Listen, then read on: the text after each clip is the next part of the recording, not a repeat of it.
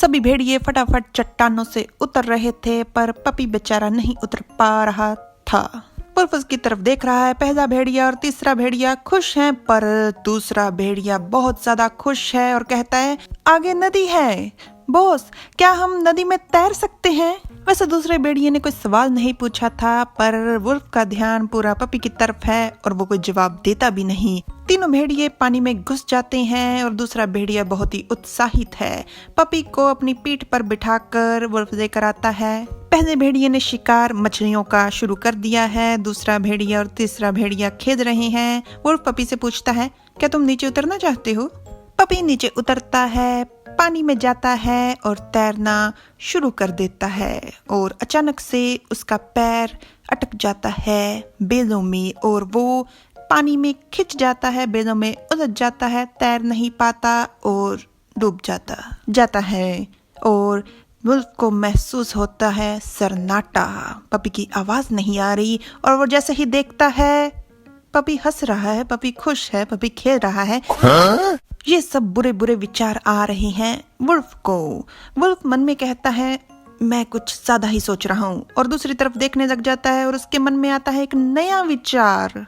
नदी में आ जाती है समंदर वाली खतरनाक शार्क मछली और जो जाती है पपी को चबा।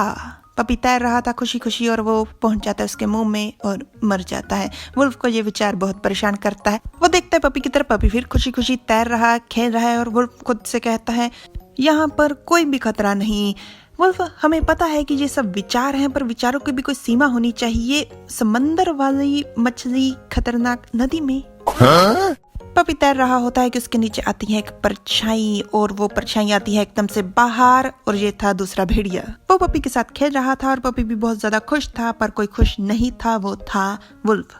क्योंकि वुल्फ हो गया था बहुत ज्यादा हैरान, उसकी निकल गई थी जान।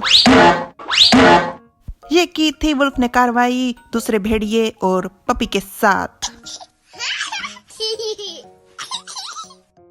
दोनों को पानी से निकाल पीट कर बिठा दिया गया था बाहर। वुल्फ जाते हुए गुस्से से कहता है, अभी से कोई भी अपनी मन मर्जी से ऐसे पानी में नहीं घुसेगा।